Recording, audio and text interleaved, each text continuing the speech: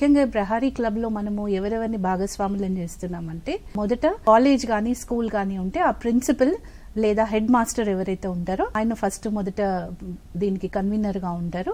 ఆ తర్వాత మనము ఎవరైతే స్టూడెంట్ ఫ్రెండ్లీ టీచర్స్ ఎవరైతే ఉంటారో, active teacher in the school ఎవరైతే ఉంటారో, అంటే పిల్లలతో ఎక్కువగా కలివిడిగా ఉండే టీచర్స్, వాళ్ళని మనము మెంబర్స్. అంతేకాకుండా ఒక physical director in the school, ఆయనను కూడా మనం, ఆయన లేదా ఆవిడని కూడా మనం ఇందులో ఒక మెంబర్గా తీసుకుంటాం. అది ఇంకా ఆ లోకల్ పోలీస్ స్టేషన్ ఏదైతే ఉంటుందో ఆ పాఠశాలకు దగ్గరలో, అక్కడి నుంచి ఒక పోలీస్ కానిస్టేబుల్ని కూడా దీనిలో మెంబర్గా తీసుకోవడం జరుగుతుంది.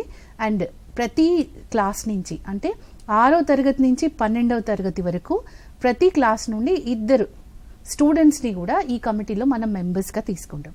అయితే వీళ్ళు చేయాల్సిన పని ఏంటి అంటే, ప్రహారీ క్లబ్స్ మేజర్గా పోషించవలసిన పాత్ర ఏంటి అంటే అవగాహన కల్పించడం.